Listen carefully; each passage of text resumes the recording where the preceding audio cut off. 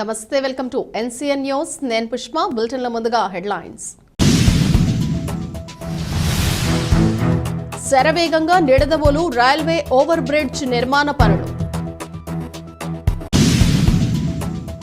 తూర్పుగోదావరి జిల్లా నిడదవోలులో కేంద్ర రాష్ట్ర ప్రభుత్వాలు ప్రతిష్టాత్మకంగా నిర్మిస్తున్న రైల్వే ఓవర్ బ్రిడ్జ్ నిర్మాణ పనులు వేగంగా పుంజుకున్నాయి. కేంద్ర ప్రభుత్వ సేతు బంధన్ పథకం ద్వారా విడుదలైన 184 కోట్ల రూపాయల నిధులతో ఈ రైల్వే ఓవర్ బ్రిడ్జ్ను నిర్మించనున్నారు. ఇప్పటికే భూసేకరణలో భాగంగా నివాస స్థలాలు కోల్పోయిన వారికి 10.64 కోట్ల రూపాయల నష్టపరిహారం అందజేశారు. గత ప్రభుత్వ హయాంలో రూపుదాల్చుకున్న ఈ ఓవర్ బ్రిడ్జ్కి రైల్వేకు సంబంధించిన వరకు బ్రిడ్జ్ పూర్తి కావడంతో మిగిలిన భాగాన్ని రాష్ట్ర ప్రభుత్వం నిర్మించాల్సి ఉంది.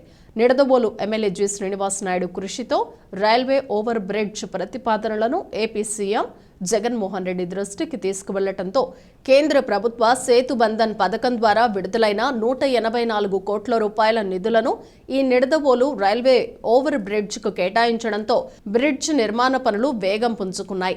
నిర్వాసితులకు నష్టపరిహారం చెల్లించడంతో భవన యజమానులు స్వచ్ఛందంగా మార్క్ చేసిన ప్రాంతాన్ని పగులగొట్టి ఖాళీ చేసి ఓవర్ బ్రిడ్జ్ నిర్మాణ పనులకు సహకరిస్తున్నారు. ఓవర్ బ్రిడ్జ్ పనులు శరవేగంగా మొదలు కావడంతో ఎమ్మెల్యే జి శ్రీనివాస్ నాయుడు చేసిన కృషికి ప్రజలు హర్షం వ్యక్తం చేస్తున్నారు. ఇదే స్పీడ్తో ఈ నిర్మాణాలు చేపడితే రానున్న 18 నెలల కాల వ్యవధిలో ఈ నిర్మాణం పూర్తి కానుంది.